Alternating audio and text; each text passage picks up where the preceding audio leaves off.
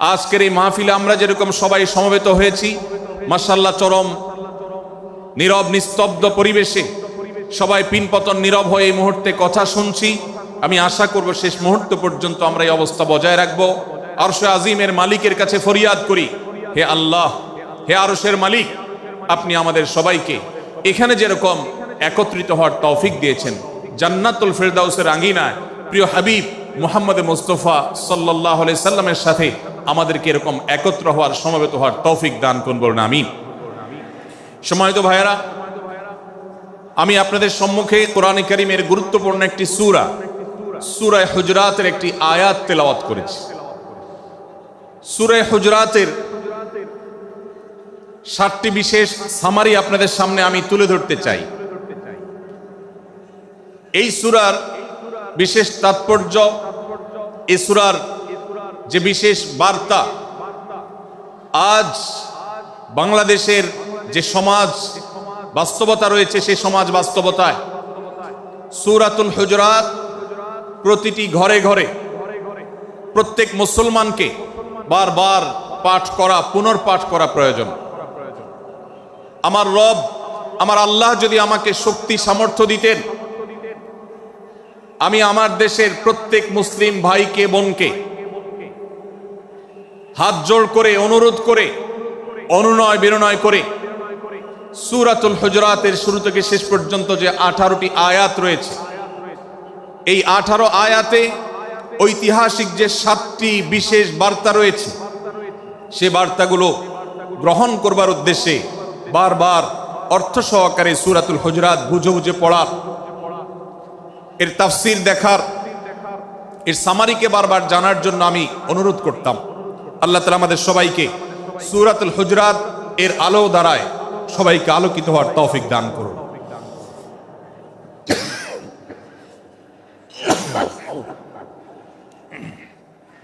সম্মানিত উপস্থিতি,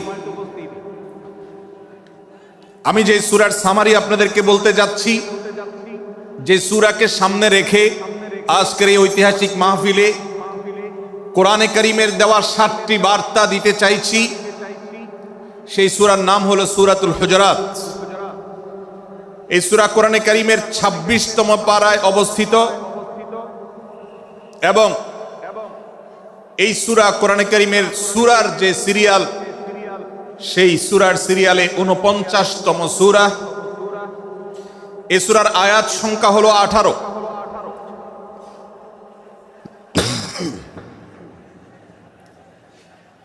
এই সূরার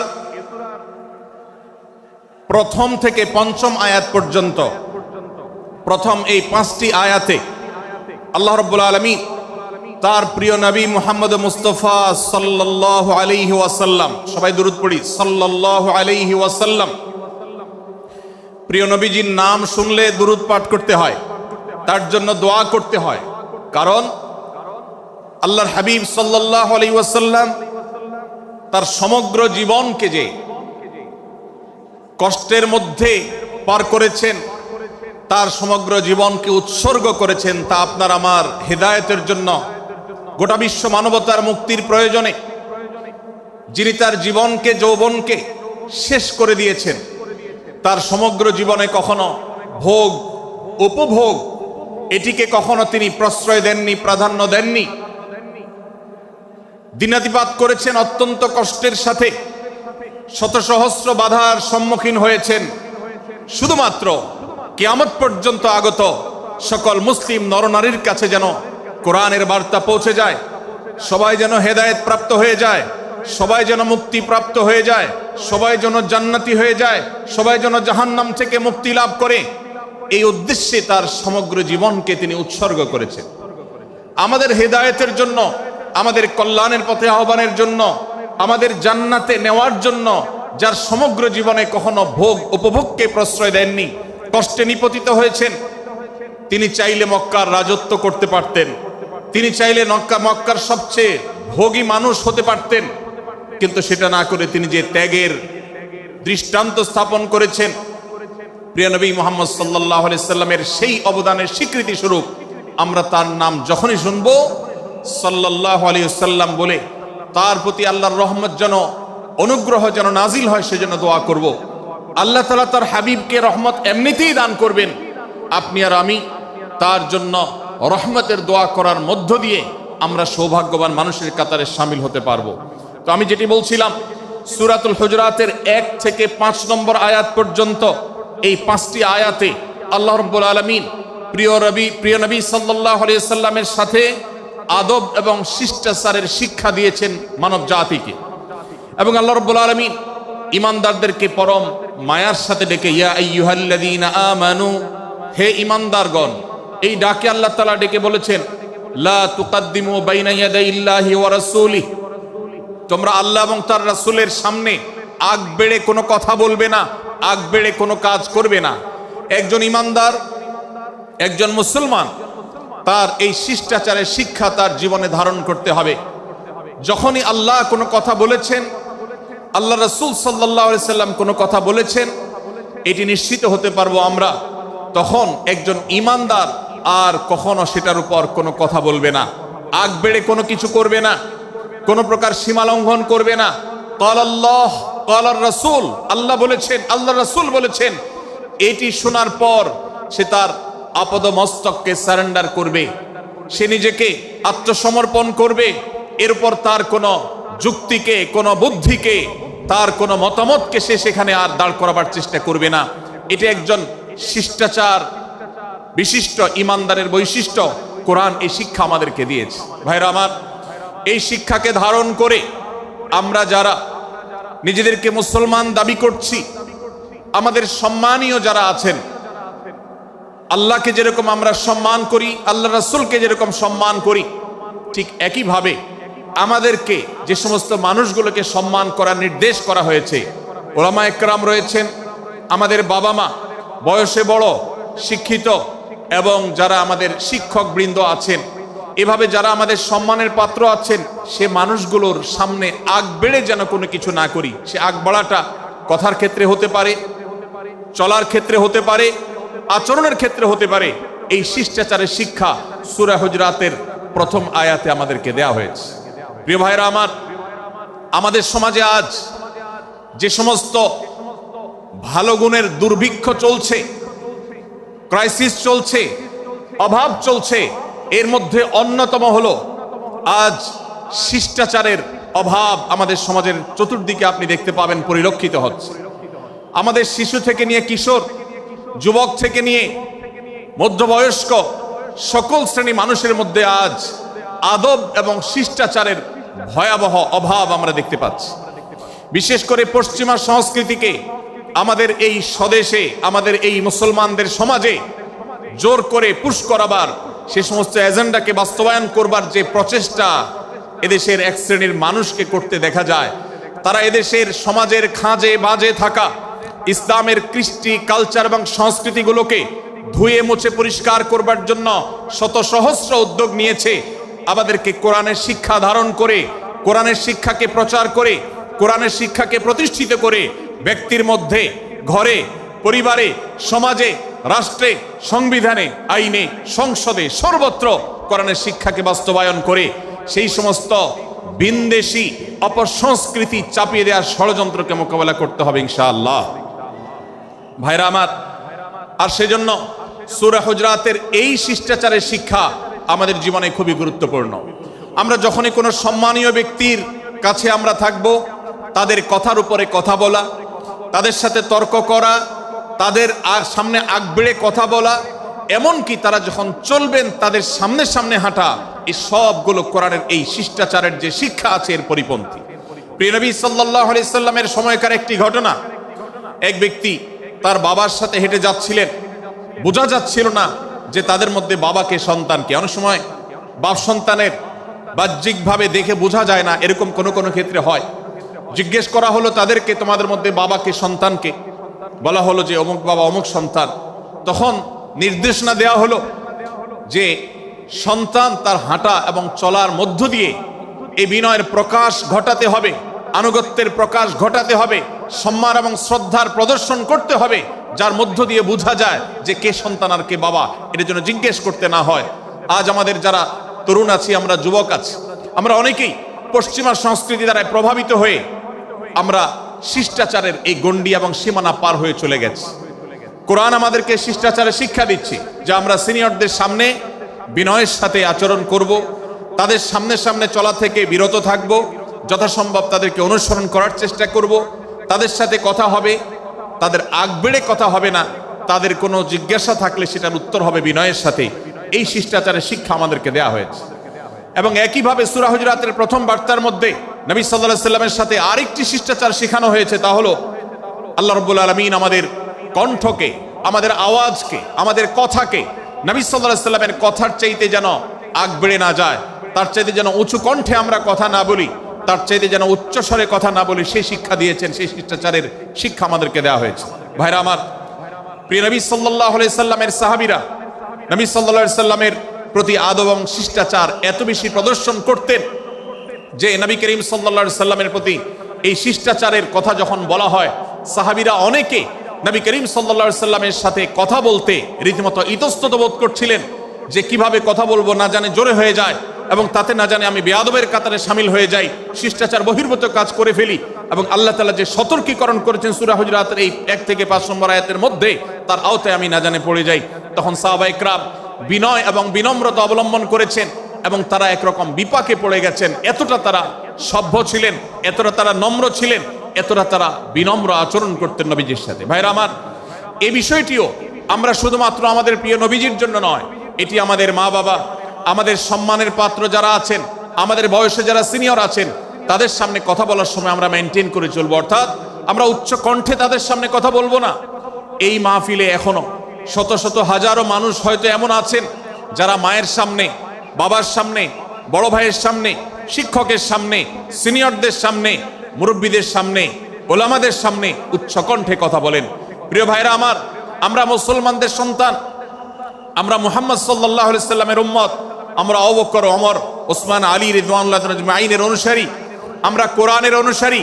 কোরআনের অনুসারী কখনো বেয়াদব হতে পারে? কোরআনের অনুসারী কখনো বেয়াদব হতে পারে?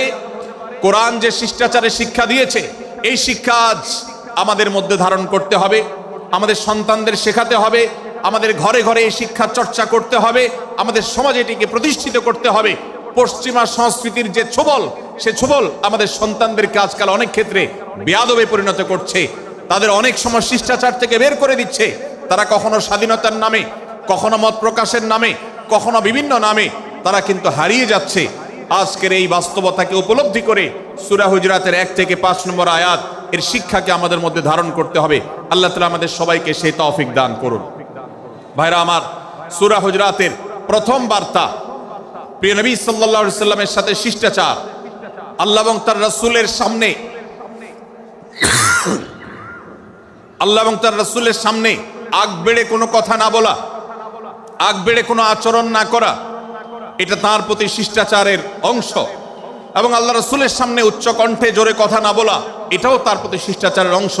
আল্লাহ তাআলা আমাদেরকে এই শিষ্টাচার আমাদের জীবনের প্রত্যেকটা পদে পদে ধারণ করার তৌফিক দান করুন, বলুন আমিন। ভাইরা আমার, সূরা হুজুরাতের দ্বিতীয় যে শিক্ষা, সেই শিক্ষাটা বর্ণিত হয়েছে এই সূরার 6 থেকে 8 নম্বর আয়াত। 6 থেকে 8 নম্বর এই আয়াতের মধ্যে আল্লাহ রাব্বুল আলামিন আমাদেরকে দ্বিতীয় শিক্ষা দিয়েছেন, ঈমানদার কখনো কোনো কথা বলার আগে সেই কথা সত্য কিনা, বাস্তব কিনা সেটি যাচাই বাছাই না করে বলবে না। ঈমানদার কখনো গুজবে কান দিবে না। ঈমানদার কখনো শোনা কথার উপরে ভিত্তি করে কোনো সিদ্ধান্ত গ্রহণ করবে না। এই শিক্ষাটাও আজকের বাস্তবতার আলোকে আমাদের সমাজের জন্য অত্যন্ত গুরুত্বপূর্ণ এবং প্রয়োজনীয়। প্রিয় ভাইরা আমার, আমাদের চতুর্পাশে যদি আমরা তাকাই, আমরা দেখতে পাবো সোশ্যাল মিডিয়াতে, ফেসবুকে আজকাল কোনো তথ্য উপাত্ত পেলে সেটার পরখ করা ছাড়া, যাচাই বাছাই করা ছাড়া, সত্য অসত্য নিরূপণ করা ছাড়া আমরা অনেকে সেটার প্রচার প্রচারণায় নেমে যাই। আমরা অনেকে সেটার শেয়ার দেওয়া শুরু করে দেই। আমরা অনেকে এটার উপর ভিত্তি করে অনেককে নিন্দা মন্দ করা শুরু করে দেই। এমনকি আজ আমরা যেই জায়গায় দাঁড়িয়ে আছি, বাংলাদেশের যে সামাজিক বাস্তবতা, সেই বাস্তবতার আলোকে বলা যায় অনেক সময় অনেক ব্যক্তিকে সমাজে মিডিয়ার মাধ্যমে নানাভাবে হয়রানি করে তাকে খারাপ মানুষ হিসাবে, কালপ্রিট হিসাবে দেখানো হয়, অথচ তার দোষ, যে সমস্ত দোষের কথা তাকে বলা হয়, যে সমস্ত দোষে তাকে দোষী বানানো হয়, সে সমস্ত দোষ থেকে তিনি শত সহস্র গুণ পবিত্র এবং পরিচ্ছন্ন। ভাইরা আমার, আজকের এই বাস্তবতায় আমাদেরকে বিশেষ করে লক্ষ্য রাখতে হবে যে আমরা যেই কোনো মূল্যে, যেই কোনো ভাবে যেন কোনো প্রকার গুজবে কান না দেই, আমরা যেন গুজব থেকে বেঁচে থাকি। আল্লাহ তাআলা আমাদেরকে তৌফিক দান করুন। ভাই, এদিকে অনেক বেশি বাঁশির আওয়াজ শোনা যাচ্ছে। স্বেচ্ছাসেবকরা বাঁশির আওয়াজ দেওয়া ছাড়া আপনারা ভলান্টিয়ারি করুন। এত বেশি বাঁশির আওয়াজ আসছে যে কথা বলা কঠিন হয়ে যাচ্ছে। অনুগ্রহ করে বাঁশির আওয়াজ কম করে আপনারা ভলান্টিয়ারি করুন। এখনো অনেক বাঁশির আওয়াজ শোনা যাচ্ছে, বাঁশির আওয়াজগুলো বন্ধ করুন। মাশাআল্লাহ, এখন বন্ধ হয়েছে। আমরা মেহেরবানি করে বাম পাশের থেকে কিছুটা আওয়াজ পাচ্ছি, একটু নীরব নিস্তব্ধ হওয়ার জন্য অনুরোধ করছি। একটু নীরব নিস্তব্ধ না হলে কথা বলা যাবে না। অনুগ্রহ করে আমরা একটু সহযোগিতা করি এবং সবাই নীরব থাকি। ভলান্টিয়াররা অপ্রয়োজনে বাঁশির আওয়াজ দিবেন না, অপ্রয়োজনে বাঁশির আওয়াজ দিবেন না। আমাদের দেশে শব্দ দূষণ, শব্দ সন্ত্রাস, এটা এই দেশের কমন কালচার হয়ে গেছে। রাস্তা যাবেন, প্রয়োজনে অপ্রয়োজনে গাড়ির হর্ন বাজাবে। যে কোনো প্রোগ্রামে যাবেন, প্রয়োজনে অপ্রয়োজনে বাঁশি বাজানো হবে। কদিন আগে 31st নাইট গেছে, আপনারা দেখেছেন। এত প্রচার প্রচারণা, এত সতর্কীকরণের পরেও, আইন শৃঙ্খলা রক্ষাকারী বাহিনী এত সতর্ক থাকার পরেও আপনারা দেখেছেন এক শ্রেণীর বুদ্ধি প্রতিবন্ধীরা তারা 31st নাইট উদযাপনের নামে শব্দ সন্ত্রাস করেছে। শত শত হাজারো মানুষের কষ্টের কারণ হয়েছে। প্রিয় ভাইরা আমার, ধর্ম হোক আর রাজনীতি, বিনোদন হোক আর আনন্দ হোক, যেই কোনো নামে যদি শব্দ সন্ত্রাস সৃষ্টি করে বা অতিরিক্ত শব্দ দূষণ করে, শব্দ সৃষ্টি করে মানুষকে অতিষ্ঠ করার কারণ হয়, সেটা কোনো সভ্য সমাজের দৃশ্য হতে পারে না। আমরা সেই ইসলামের অনুসারী যে ইসলামে আমাদের প্রিয় নবী সাল্লাল্লাহু আলাইহি ওয়াসাল্লাম মসজিদে নববীতে তার একান্ত পরিবেশের মধ্যে এক সাহাবী জোরে কোরআন তেলাওয়াত করছিলেন। তিনি তাকে বলছিলেন, তুমি কোনো বধির রবকে শোনাচ্ছ না, তোমার রব সবকিছু শুনতে পান, অতএব তুমি তোমার এই উচ্চ কণ্ঠের তেলাওয়াত দিয়ে আশপাশে মানুষের ডিস্টার্বের কারণ হবে না। আমরা সেই ইসলামের অনুসারী। অতএব ওয়াজ মাহফিলের মাধ্যমেও যাতে কোনো মানুষ অতিষ্ঠ না হয়, মাইক ব্যবস্থাপনা সেভাবে করাটা মাহফিল কর্তৃপক্ষের যেমন কর্তব্য, ঠিক একইভাবে রাজনৈতিক সভা সমাবেশের নামে কিংবা বিয়ে বিনোদনের নামে যদি শব্দ সন্ত্রাস করা হয়, শব্দ দূষণ করা হয়, অতিরিক্ত শব্দ এর মাধ্যমে যদি মানুষকে অতিষ্ঠ করা হয়, তাহলে সেটি কখনো কোনো সভ্য সমাজের কাজ হতে পারে না। প্রিয় ভাইরা, এই জন্য আপনারা যারা তরুণ আছেন বয়সে, আপনাদেরকে আমি অনুরোধ করতে চাই, বিবাহ অনুষ্ঠানকে কেন্দ্র করে, আকিকাকে কেন্দ্র করে, নানা অনুষ্ঠানকে কেন্দ্র করে যে শব্দ সন্ত্রাস আমাদের দেশে হয়, এটি আমাদেরকে থামাতে হবে ইনশাআল্লাহ।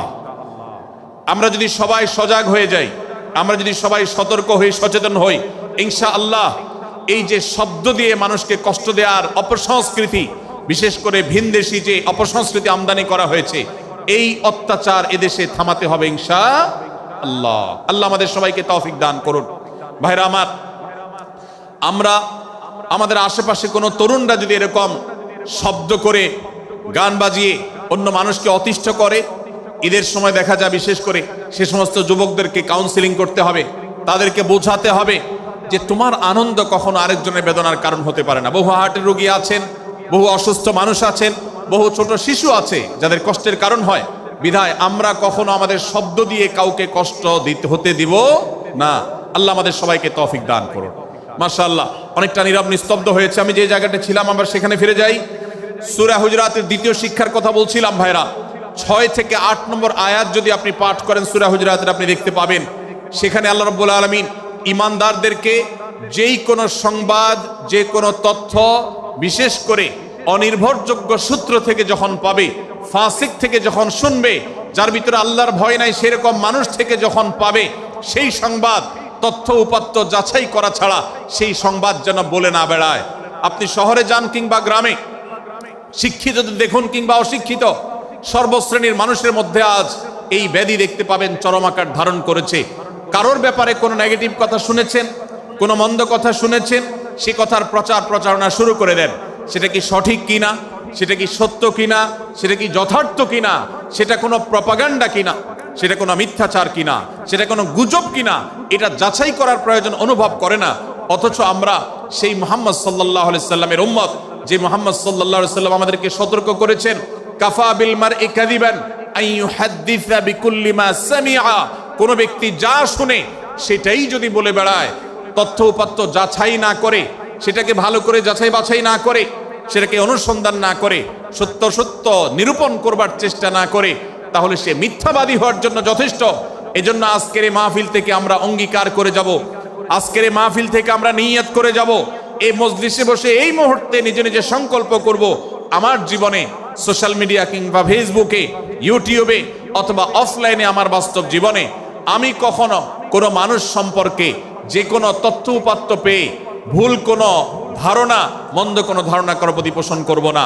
কোনো তথ্য উপাত্ত যদি পাই, কোনো সংবাদ যদি পাই অনির্ভরযোগ্য সূত্রে, তাহলে সেক্ষেত্রে সেটা যাচাই বাছাই করা ছাড়া আমি সেটাকে বিশ্বাস করতে যাব না। এটাই হলো আমাদের ঈমানের দাবি। ভাইরা আমার, একজন ঈমানদার এতটা সরল হবে না যে যা শুনবে সে সেটাকে বিশ্বাস করে বসবে। একজন ঈমানদার এতটা বাস্তবতা থেকে দূরে থাকবে না যে তিনি তার পাওয়া কোনো সংবাদকে অনুসন্ধান করবে না।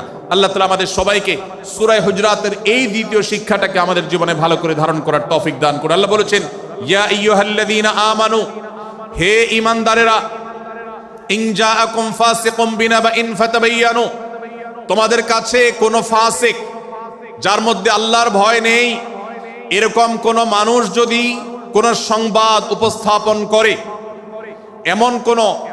এমনকি গণমাধ্যমেও যদি কোনো সংবাদ প্রচারিত হয়, সংবাদদাতার মধ্যে যদি আল্লাহর ভয় না থাকে, সে যদি টাকার বিনিময়ে কারোর চরিত্র হনন করতে পারে, সে যদি অ্যাডভার্টাইজ পেয়ে কোনো কোম্পানির হয়ে দালালি করতে গিয়ে অন্য কারোর বিরুদ্ধে কোনো মিথ্যাচার করে, সে যদি বিদেশিদের এজেন্ডা বাস্তবায়ন করতে গিয়ে আলেম সমাজের চরিত্রকে কলঙ্কিত করে, কোনো ভালো মানুষকে দোষী হিসাবে সাব্যস্ত করে, আল্লাহ তাআলা আমাদেরকে সতর্ক করেছেন, ফাতাবায়ানু, সেই সংবাদ সত্য কিনা আমাদেরকে যাচাই করতে হবে।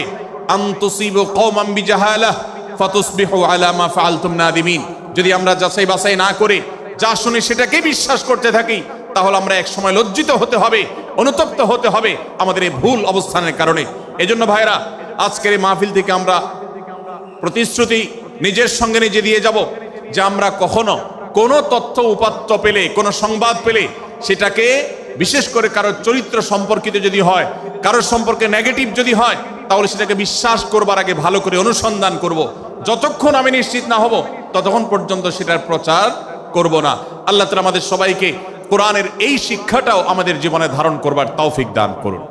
ভাইরা আমার, তৃতীয় যে শিক্ষা সূরা হুজরাতের, সেটি হলো আল্লাহ রাব্বুল আলামিন সূরা হুজরাতের 9 এবং 10 নম্বর আয়াতে ঈমানদারদের মধ্যে যদি কখনো মতভিন্নতা, মতপার্থক্য, যে এটা যদি মারামারিতে পরিণত হয়, ঈমানদারদের মধ্যে যদি কখনো দুই পক্ষ গন্ডগোল এবং ফাসাদের মধ্যে লিপ্ত হয়ে যাওয়ার মতো দৃশ্যের অবতারণা হয়, তাহলে আমরা যেন আমাদের মুসলমান ভাইদের ঘর পোড়ার মধ্যে আলু পোড়া দিতে না যাই। আমরা যেন আমাদের মুসলমান ভাইদের মধ্যকার বিভেদকে আরো বৃদ্ধি করতে সহায়তা না করি। আমরা যেন মীমাংসার পথ অবলম্বন করি। আমরা যেন তাদের মধ্যকার সম্পর্কের যে অবনতি হয়েছে সেটাকে দূর করবার চেষ্টা করি। আল্লাহ রাব্বুল আলামিন এই নির্দেশ দিতে গিয়ে বলেছেন, ওয়া ইন তাইফাতানি মিনাল মুমিনিনা ইকতাতালু, যদি ঈমানদারদের দুটি দল, দুটি গ্রুপ নিজেদের মধ্যে মারামারিতে লিপ্ত হয়ে যায়, ফাসলিহু বাইনাহুমা, তাহলে তোমরা সেই বিবাদমান দুটি দলকে মীমাংসা করবার চেষ্টা করবে। আজ আমাদের মধ্যে এরকম বহু বিষয়কে কেন্দ্র করে মুসলমানদের মধ্যে অনেক সময় মুখোমুখি অবস্থান আমরা দেখতে পাই, যা দুর্ভাগ্যজনক, যা হওয়ার কথা ছিল না। এমনকি জাগতিক বিষয়ে যেমন হয়, ধর্মের নামে, ইসলামের নামে আজ আমরা হাজার হাজার টুকরা হয়েছি। আজ গোটা বিশ্বে আমাদের মুসলমানদের যে অবস্থান দুর্বল হয়েছে, এর অন্যতম প্রধান কারণ হলো আমাদের অনৈক্য।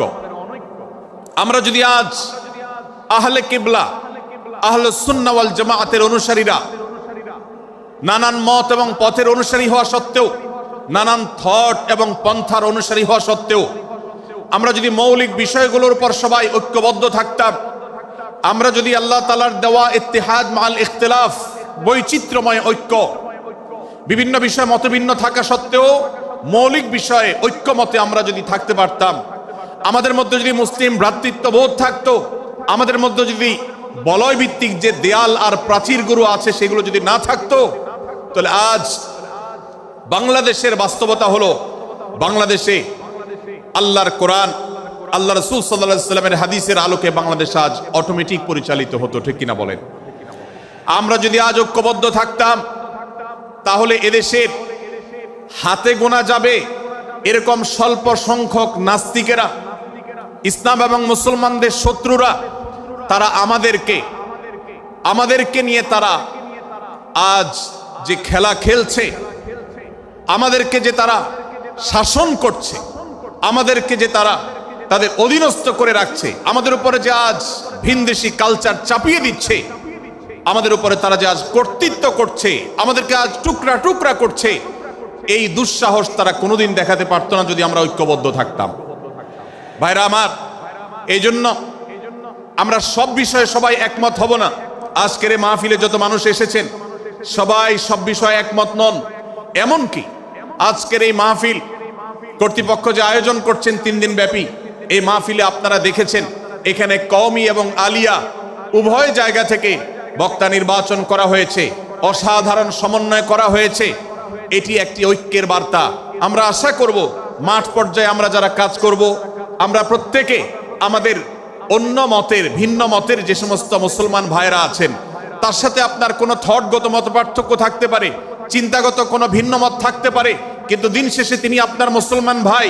তার আল্লাহ আর আপনার আল্লাহ এক, তার রাসূল এবং আপনার রাসূল এক, তার কিবলা এবং আপনার কিবলা এক, তার কোরআন আর আপনার কোরআন এক, তার নামাজ আর আপনার নামাজ এক, তার রোজা আর আপনার রোজা এক, তার যাকাত এবং আপনার যাকাত এক, তার সাথে আপনার মোটা এবং মৌলিক বিষয়ে কোনো মত পার্থক্য নাই।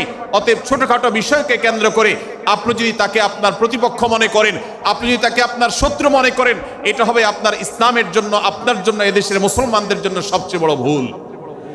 ভাইরা আমার, হারদুই হযরত আশরাফ আলী থানভী রহমতুল্লাহ আলাইহির সর্বশেষ খলিফা আবরার হক সাহেব রহমতুল্লাহ আলাইহি বলতেন, दीन के हर काम करने वालों को रफीक समझो, फरीक ना समझो।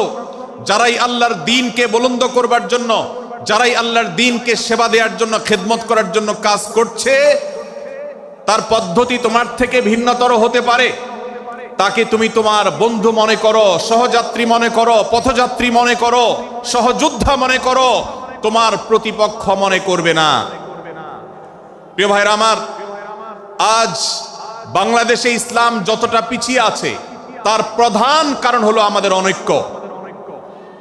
আজ আমরা যদি আমাদের মধ্যকার যে সমস্ত দেয়াল এবং প্রাচীরগুলো, অদৃশ্য প্রাচীরগুলো উঠে আছে, যেগুলো আমাদের মুসলিম ভ্রাতৃত্বকে ভেঙে খান খান করে দিয়েছে, টুকরো টুকরো করে দিয়েছে, যদি আজ আমরা সে সমস্ত অদৃশ্য প্রাচীরগুলো দূরে সরাতে পারতাম, আমার ভিন্ন মতের ভাইকে যদি আমার ভাই মনে করতে পারতাম, তার যদি আমি কল্যাণকামী হতে পারতাম, আল্লাহর কোরআনের ঘোষণা অনুযায়ী এই মুসলমানদের ঐক্যবদ্ধ শক্তিকে দমাবার শক্তি পৃথিবীর কারোর নাই, কারোর নাই, কারোর নাই। আজ আমার ভাইয়েরা ফিলিস্তিনে মার খাচ্ছে, যদি আজ গোটা বিশ্বের মুসলমানরা আমরা ফিলিস্তিনে মুসলমানদের উদ্ধারের ব্যাপারে ঐক্যবদ্ধ থাকতাম, ফিলিস্তিনে মুসলমানের দিকে চোখ তুলে তাকাবার শক্তি বিশ্বের কোনো কাফেরদের থাকতো না। আজ যদি আমরা আমাদের মুসলমান নির্যাতিত ভাইদের ব্যাপারে সারা বিশ্বের মুসলমানরা ঐক্যবদ্ধ অবস্থান গ্রহণ করতে পারতাম, মুসলমানের দিকে চোখ তুলে তাকাবার শক্তি বিশ্বের কোনো কারোর থাকতো না।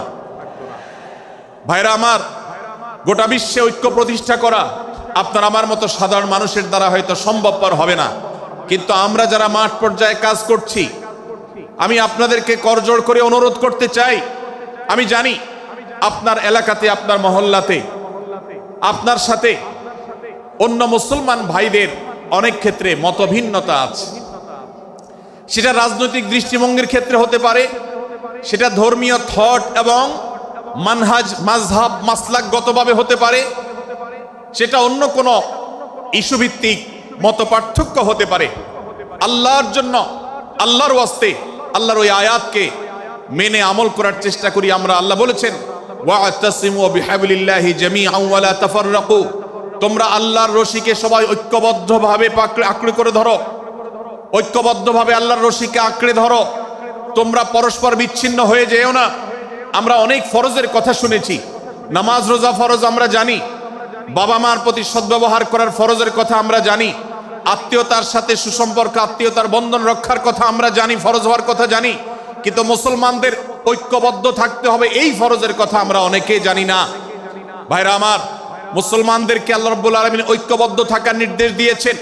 এই ঐক্যটা এর মানে এই নয় যে সবাই এক মতের হয়ে যাবে সব বিষয়ে। বিভিন্ন বিষয়ে আমাদের মধ্যে মত পার্থক্য থাকবে, তারপরে আমরা একে অন্যের সহযোদ্ধা হব, সহযাত্রী হব, আমরা একে অন্যের কল্যাণকামী হব, একে অন্যের ভালো চাইব।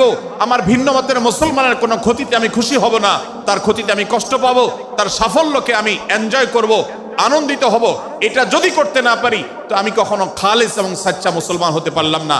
আল্লাহ তাআলা আমাদের অন্তরগুলোকে উদার করে দিন, ব্রড করে দিন, প্রশস্ত করে দিন, বড় করে দিন, উম্মার ঐক্যের প্রয়াসী হওয়ার তৌফিক দান করুন, বলুন আমিন।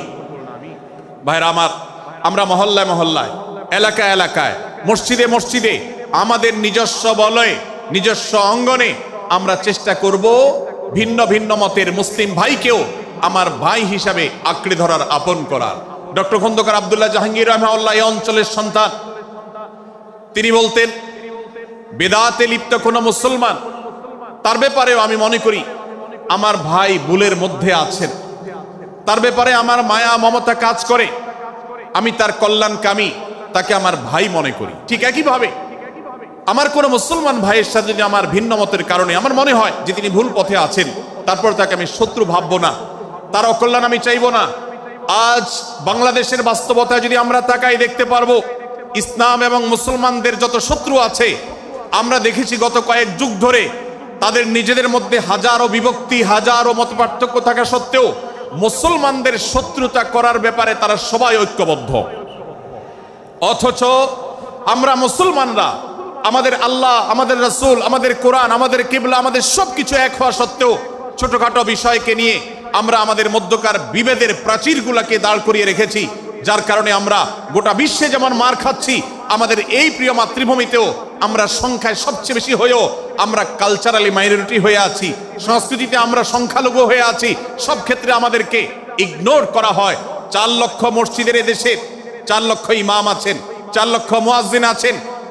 এই মসজিদগুলো এদেশে, এর নেটওয়ার্ক যতটা শক্তিশালী, এদেশের সকল রাজনৈতিক দলগুলোর নেটওয়ার্ককে যদি একত্র করা হয়, মসজিদগুলোর মতো এতটা শক্তিশালী নেটওয়ার্ক এদেশের সমাজে নাই। কিন্তু ওলামা একরামকে ইগনোর করা হয়, মুসলমানদের ইগনোর করা হয়। এদেশের আইনে কোরআন এবং সুন্নাহ, এদেশের মুসলমানদের ধ্যান ধারণাকে কখনো বিবেচনায় আনা হয় না। এই যে মুসলমানদের আজ দুরবস্থা, এর অন্যতম প্রধান কারণ হলো আমাদের হাজার হাজার ভাগে বিভক্তি। এই বিভক্তির দেয়ালগুলোকে তুলতে হবে কি হবে না?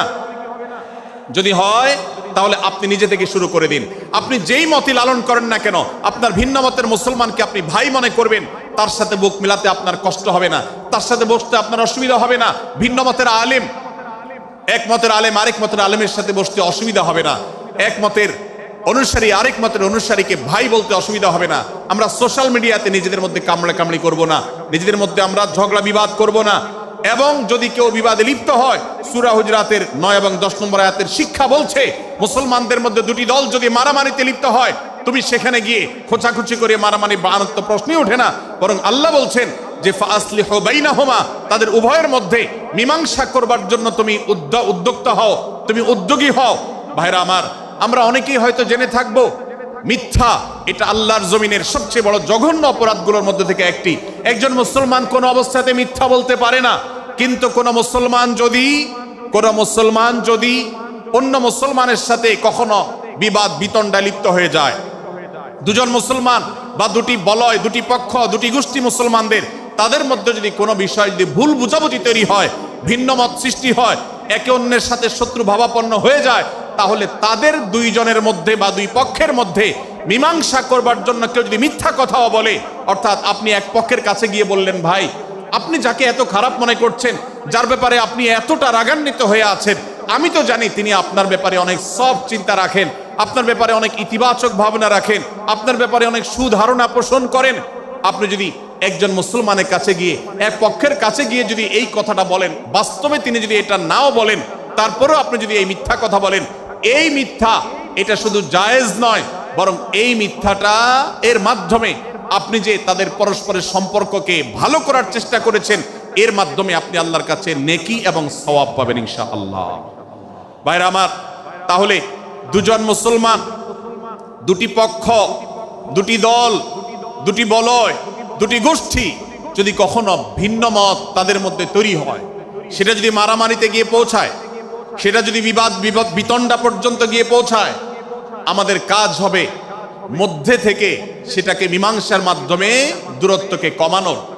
আমরা কখনো দূরত্ব বাড়াবো না, পারলে দূরত্ব কমাবো। ডক্টর খন্দকার আব্দুল্লাহ জাহাঙ্গীর রহমতুল্লাহ একটা কথা বলতেন, মুসলমানদের বাড়িতে যে আগুন লেগেছে, বিভেদের আগুন, মতবিরোধের আগুন, মত পার্থক্য, এটা মতবিরোধে যে পৌঁছে গেছে,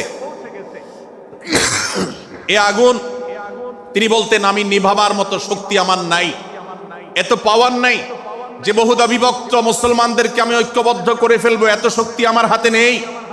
কিন্তু একটা শক্তি আমার কাছে আছে ভাই, সেটা হলো যে বিবাদমান মুসলমানদের মধ্যে বিবাদ যেন আর না বাড়ে, বিবাদের যে আগুন লেগেছে সে আগুনে যেন আর ঘি ঢালা না হয়, কেরোসিন ঢালা না হয়, সেজন্য আমি ভূমিকা রাখতে পারি।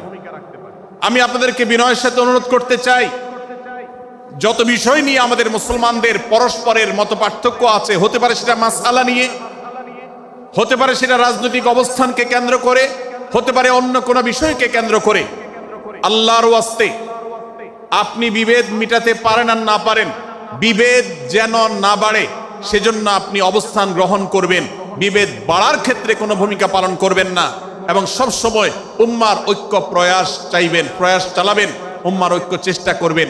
আল্লাহর কাছে আপনি যে দোয়াগুলো করেন, এর মধ্যে একটা দোয়া যেন এটাও থাকে, হে আল্লাহ, আমরা বহুদা বিভক্ত হয়ে গেছি, আমরা টুকরা টুকরা হয়ে গেছি, যার কারণে তোমার ভাষ্য অনুযায়ী ফাতাফশালু ওয়া তাযহাবা রিহুকুম, আজ আমাদের শক্তি শেষ হয়ে গেছে, আমরা দুর্বল হয়ে গেছি।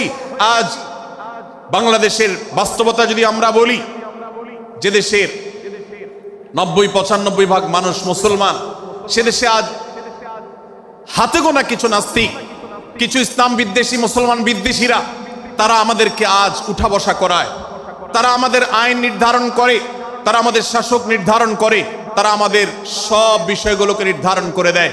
আমাদের সন্তানরা পাঠ্যপুস্তকে কি পড়বে সেটাও ইসলাম বিদ্বেষীরাই ঠিক করে দেয়। ভাইরা আমার, এই অবস্থার যদি পরিবর্তন চাই, তাহলে আমাদের মধ্যকার দূরত্বগুলো কমাতে হবে। এজন্য আপনার দোয়ার মধ্যে আল্লাহর কাছে নিবেদন করুন, আল্লাহ আপনি আমাদের মধ্যকার বিভেদগুলো কমিয়ে দিন, আল্লাহ আমাদের ওলামাদেরকে ঐক্যবদ্ধ করে দিন, আল্লাহ আমাদেরকে ইত্তেহাদ মাল ইখতিলাফ, বৈচিত্র্যময় ঐক্য, মতভিন্ন থাকা সত্ত্বেও মৌলিক বিষয় ঐক্যবদ্ধ হওয়ার তৌফিক দান করুন। সীসাঢালা প্রাচীরের মতো আমাদেরকে কাঁধে কাঁধ মিলিয়ে আল্লাহ এবং তার রাসূল সাল্লাল্লাহু আলাইহি সাল্লামের আদেশ নিষেধকে ব্যক্তি, সমাজ, পরিবার, রাষ্ট্রে সর্বত্র বাস্তবায়নের জন্য কাজ করার তৌফিক দান করুন। আমরা আমাদের দোয়ার মধ্যে মুসলমানদের ঐক্যের জন্য দোয়া করব তো ইনশাআল্লাহ। আল্লাহ তাআলা আমাদেরকে সেই তৌফিক দান করুন। ভাইরা আমার, তাহলে সূরা হুজুরাতের তৃতীয় শিক্ষা বলছিলাম, 9 থেকে 10 নম্বর আয়াতে আল্লাহ রাব্বুল আলামিন মুসলমানদের মধ্যে যদি কখনো বিবাদ, বিতণ্ডা, মারামারি, হানাহানি সৃষ্টি হয়, তাহলে সেটিকে মীমাংসা করবার কথা বলেছেন। অতএব যদি কোনো স্বামী স্ত্রীর মধ্যেও কখনো মনোমালিন্য তৈরি হয়, আপনার যদি সেখানে ভূমিকা রাখবার সুযোগ থাকে, আপনি চেষ্টা করবেন উভয়ের মধ্যে দূরত্বটা কমাবার জন্য। আমরা অনেকে আজকাল নামাজ কালাম পড়ি, রোজা রাখি, দাড়ি রাখি, অনেক ভালো ভালো কথা বলি, অথচ দুজনের মধ্যে গন্ডগোল লাগলে আমরা সেখানে এক পক্ষ হয়ে আরেক পক্ষকে আমরা খেপিয়ে তুলি। পারলে অনেকে চগলখড়ি করেন, প্রত্যেক পক্ষের কাছে গিয়ে অপর পক্ষের ব্যাপারে মিথ্যা কথা বলে তাদের মধ্যে ভেজালকে আরো বাড়িয়ে দেন। এই জন্য নবী সাল্লাল্লাহু আলাইহি ওয়াসাল্লামের ঐতিহাসিক হাদিস রয়েছে, লা ইয়াদখুলুল জান্নাতা নাম্মাম, যে ব্যক্তি চগলখড়ি করে, দুজনের মধ্যকার গন্ডগোল ফাসাদ বৃদ্ধিতে যে ব্যক্তি ভূমিকা রাখে, ভেজাল লাগায়, এই চগলখোর কখনো জান্নাতে যাবে না। আমাদের অনেকেরই এই দুঃস্বভাব আছে, এই খারাপ চরিত্র আছে। সূরা হুজুরাত।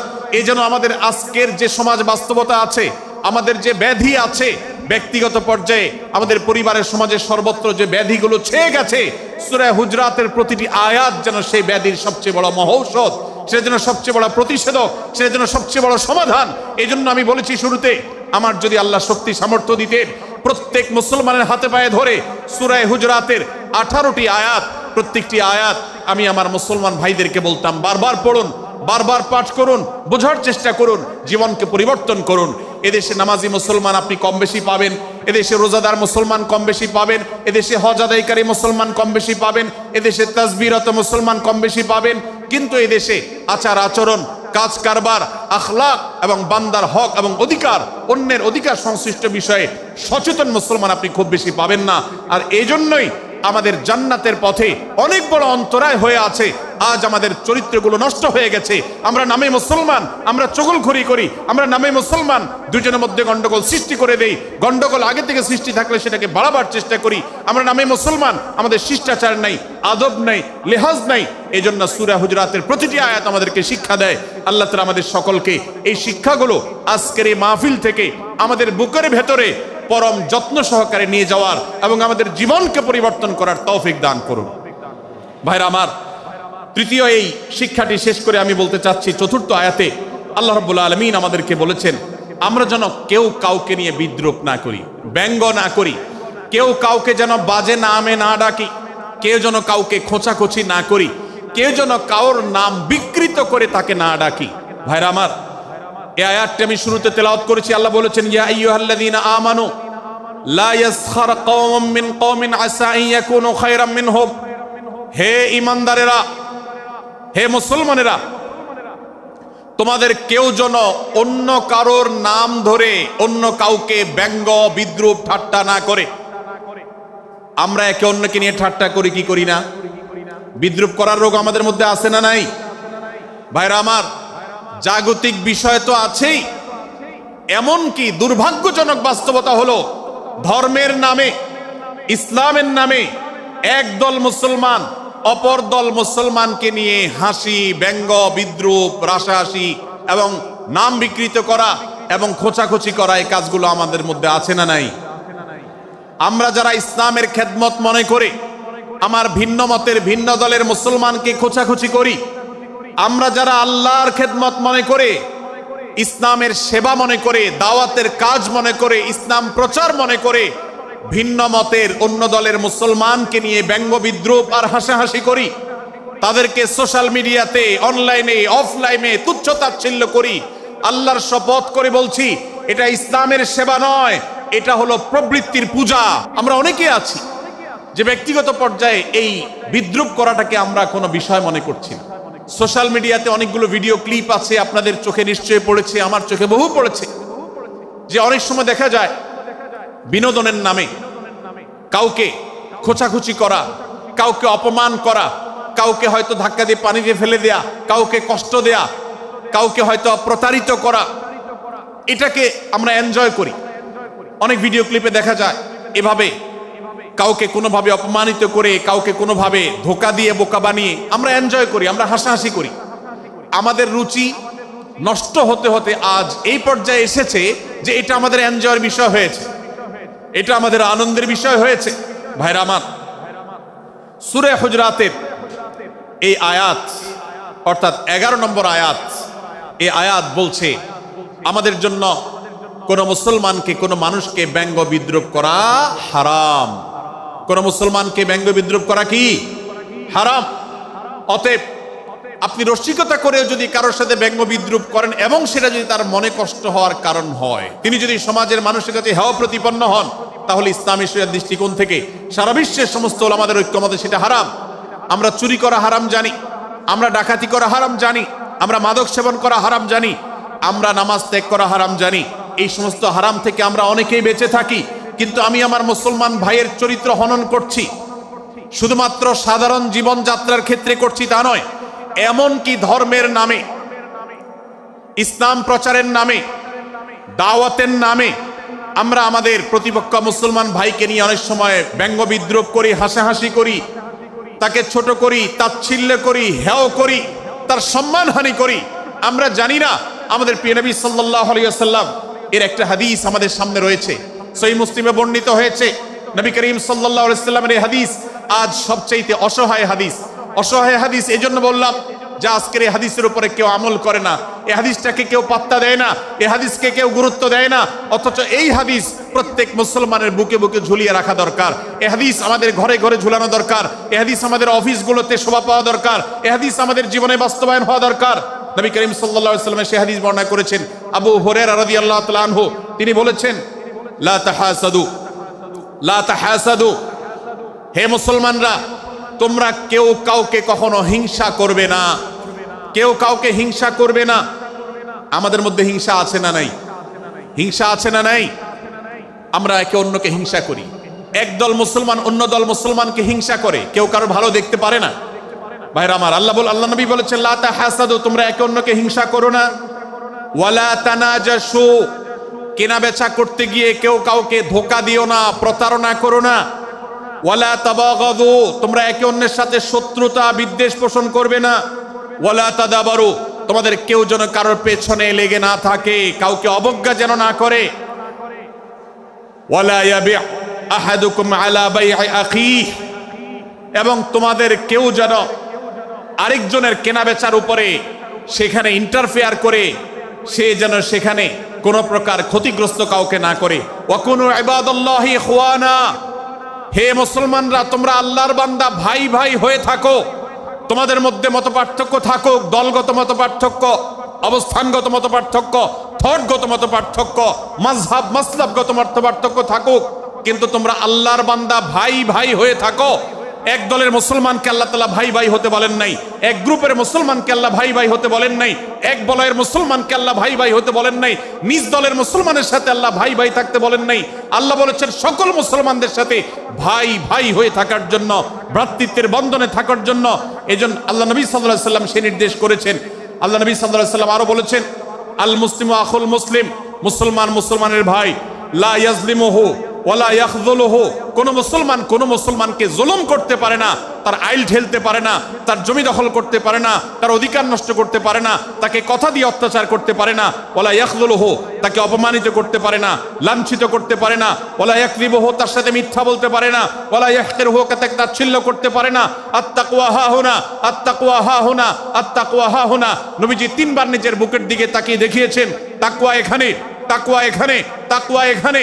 আমাদের অন্তরকে ভালো করতে হবে, সমস্ত মুসলমানদের জন্য উদার হতে হবে, কলিজাকে বড় করতে হবে, মনটাকে ব্রড করতে হবে, প্রশস্ত করতে হবে, অন্য মুসলমানকে ভাই মনে করতে হবে। কোন ভিন্ন মতের মুসলমানের সাথে শত্রুতা পোষণ করা যাবে না। ভাইরা আমার, অতএব এই হাদিসকে সামনে রেখে এই হাদিসের শেষ অংশে নবী সাল্লাল্লাহু আলাইহি ওয়াসাল্লাম বলেছেন, আল মুসলিমু কুল্লুল মুসলিমি আলাল মুসলিমি হারামুন দমুহু ওয়া মালুহু ওয়া ইরদুহু। এক মুসলমানের জন্য অন্য মুসলমানের তিনটি জিনিসকে আল্লাহ তাআলা হারাম করে দিয়েছেন। কোন মুসলমানের রক্ত এটা প্রবাহিত করা, কাউকে হত্যা করা যেরকম হারাম, কোন মুসলমানের সম্পদ অন্যায়ভাবে আপনি ভোগ করবেন, দখল করবেন, মেরে দিবেন, এটা হারাম। ঠিক একইভাবে কোন মুসলমানের সম্মান নষ্ট করবেন, ইজ্জত নষ্ট করবেন, সম্ভ্রম নষ্ট করবেন, অপমান করবেন, এটাকে আল্লাহ তাআলা হারাম করেছেন। আল্লাহ তাআলা আমাদের সবাইকে অন্য মুসলমানদের ব্যাপারে এরকম দায়িত্বশীল ভূমিকা রাখার তৌফিক দান করুন, বলুন আমিন। ভাইরা আমার, সূরা হুজুরাতের 4 নম্বর আয়াতের এই শিক্ষাকে ধারণ করে আমরা কারোর প্রতি ব্যঙ্গাত্মক আচরণ করব না। অনেক মুসলমান আছেন অন্য মুসলমানদের নাম ধরে ধরে বিদ্রুপ ব্যঙ্গ করেন, নাম বিকৃত করেন। অনেক সময় আমরা রসিকতা করেও আমাদের অনেকের নাম বিকৃত করি। আল্লাহ সুবহানাহু ওয়া তাআলা এটাকে হারাম করেছেন। এমনকি নবী সাল্লাল্লাহু আলাইহি ওয়াসাল্লাম বলেছেন, লা তাকুল লিকাসিরিন ইয়া কাসিরু, কোন খাটো বা বেটে মানুষকে হে বেটে, হে খাটো এরকম বলে ডেকো না। নবী সাল্লাল্লাহু আলাইহি ওয়াসাল্লাম বলেছেন, এভাবে ডাকলে তিনি অপমানিত হন। আল্লাহ তাকে এভাবে সৃষ্টি করেছেন। আমরা অনেক সময় দেখা যায় একে অন্যকে খোঁচা মারতে গিয়ে তার গায়ের রং কালো হলে, তিনি দেখতে আকারে ছোট হলে তাকে আমরা ব্যঙ্গ করি, বিদ্রুপ করি, তাকে আমরা তাচ্ছিল্য করি, তাকে আমরা অপমান করি, তাকে আমরা অপদস্থ করি। ভাইরা আমার, এটা আমাদের জন্য হারাম। আমি আবারও বলছি, চুরি হারাম আমরা জানি, ডাকাতি হারাম আমরা জানি, আমরা অন্যান্য হারামের কথা জানি, কিন্তু এই যে এক মুসলমান অন্য মুসলমানের অধিকার নষ্ট করা হারাম, এটা আমরা জানি না। এক মুসলমান অন্য মুসলমানের নাম বিকৃত করা হারাম, এটা আমরা জানি না। এই ব্যাপারেও আমরা দেখেছি যে আমরা যারা ইসলামের দাওয়াতের কথা বলি, কোরআন হাদিসের কথা বলি, তারাও দেখা যায় সোশ্যাল মিডিয়াতে, ফেসবুকে একদল মুসলমান অন্য দলে মুসলমানদেরকে নানা বাজে উক্তি দিয়ে ডাকাডাকি করে, বিকৃত নামে ডাকে, বিকৃত উপাধি দেয়, খারাপ কথা বলে, অমুকের দালাল তমুকের দালাল ইত্যাদি ধারণা করে কথা বলে। এই কাজগুলো হারাম, এগুলো আমরা কখনো করব না। 5 নম্বর যে শিক্ষা আছে সূরা হুজুরাতে, সেটা হলো 12 নম্বর আয়াতে আল্লাহ রাব্বুল আলামিন এখানে কুধারণা করাকে হারাম করেছেন, মন্দ ধারণা করতে আল্লাহ তাআলা নিষেধ করেছেন, এবং গীবত করতে, পেছনে লাগতে নিষেধ করেছেন।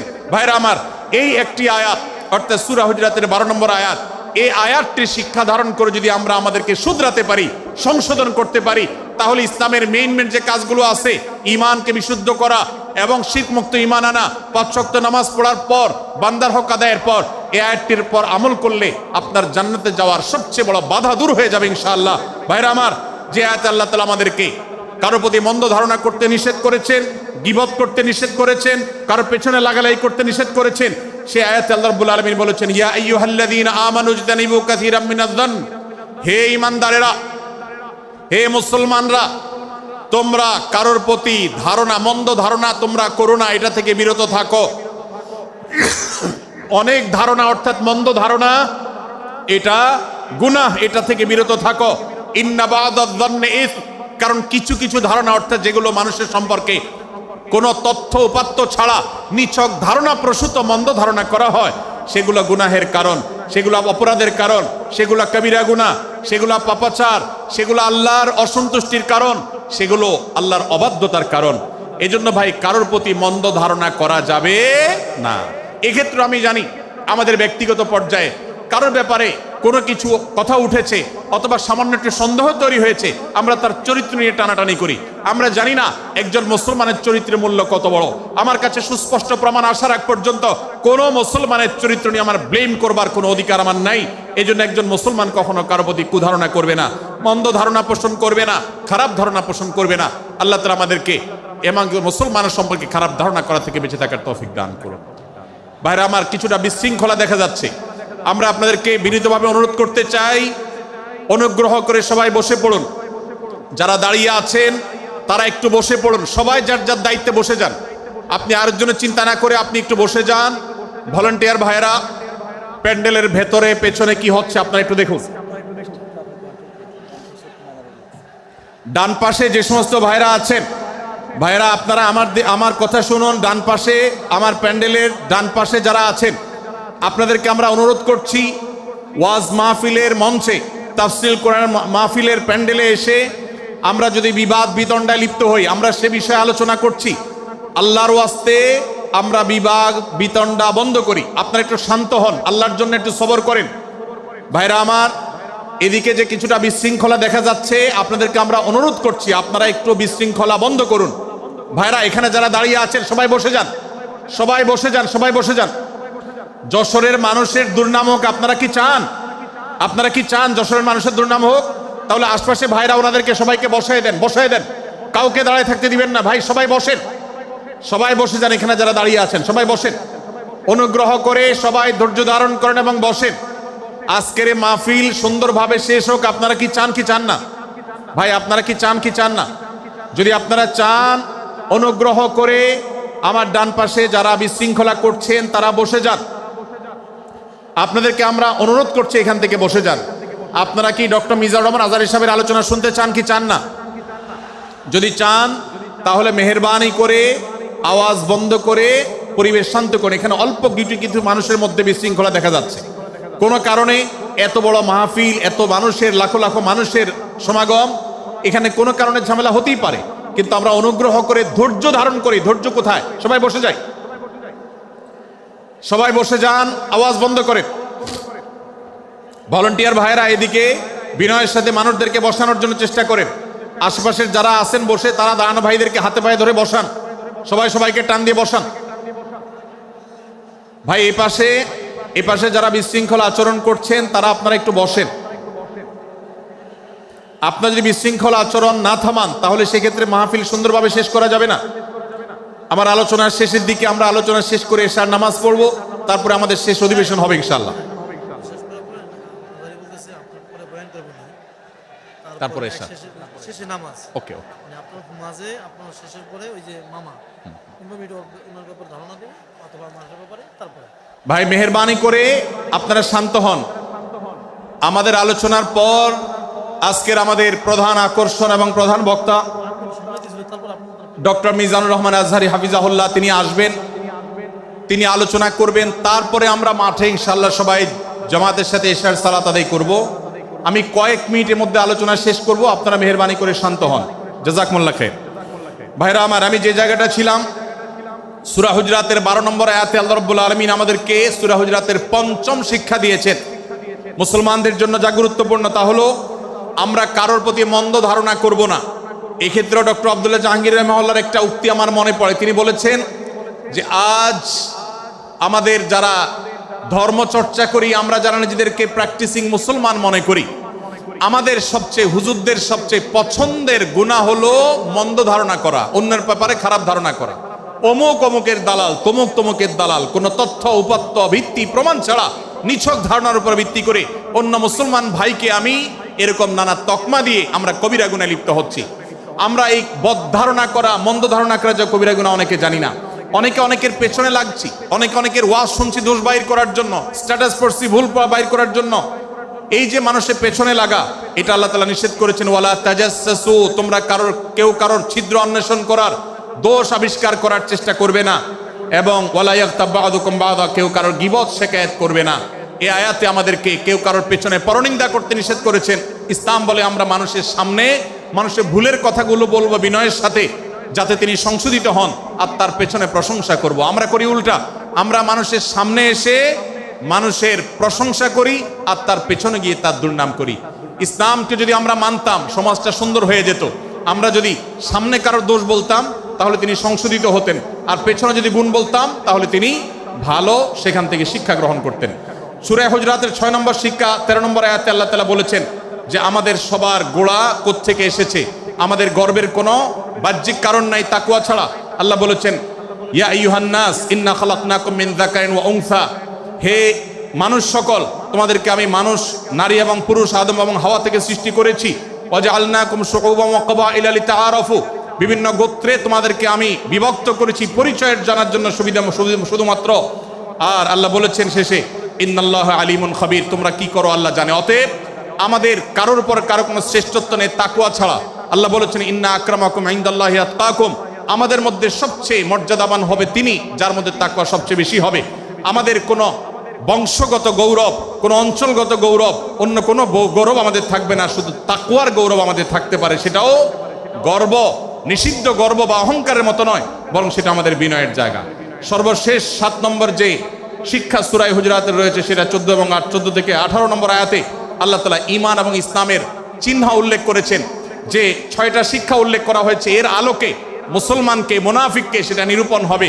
এজন্য আল্লাহ তাআলা শেষে এটি উল্লেখ করেছেন। এই 7টি শিক্ষাকে ধারণ করে আমরা আমাদেরকে ভালো মুসলমান হিসেবে গড়ে তোলার চেষ্টা করব, আমাদের জীবনকে সাজাবার চেষ্টা করব। আল্লাহ তাআলা আমাদের সবাইকে তৌফিক দান করুন। আমি আবারও এক নজরে বলে শেষ করছি, সূরা হুজরাত কোরআনে কারীমের 26তম পারার একটি সূরা, 49 নম্বর সূরা, কোরআনের 18টি আয়াতের আছে। প্রথম থেকে 5 নম্বর আয়াত পর্যন্ত আল্লাহ রাসূলের সাথে আদব লেহাজ বজায় রাখা, শিষ্টাচার মেনটেন করা এবং সম্মানীয় ব্যক্তিদের সাথেও এখান থেকে আমরা শিক্ষা নিয়ে আদব লেহাজ বজায় রাখা, তাদের সামনে আগবেড়ে কথা না বলা, আগবেড়ে কাজ না করা, উচ্চকণ্ঠে কথা না বলাই শিক্ষা আল্লাহ দিয়েছেন। দ্বিতীয়ত, আমাদেরকে কোনো সংবাদ, বিশেষ করে অনির্ভরযোগ্য তথ্যের সংবাদ শুনে আমাদেরকে কারোর ব্যাপারে ধারণা করার আগে আল্লাহ তাআলা আমাদেরকে যাচাই করার শিক্ষা দিয়েছেন। আমরা যেন গুজবে, আমরা যেন ধারণা প্রসূত কোনো তথ্যে আমরা যেন কান না দেই, সেই শিক্ষা আল্লাহ আমাদেরকে দিয়েছেন। এটি 6 থেকে 8 নম্বর আয়াতে, 9 থেকে 10 নম্বর আয়াতে আল্লাহ তাআলা মুসলমানদের 2 গ্রুপের মধ্যে গন্ডগোল দেখা দিলে মীমাংসা করতে বলেছেন। এবং 4 নম্বর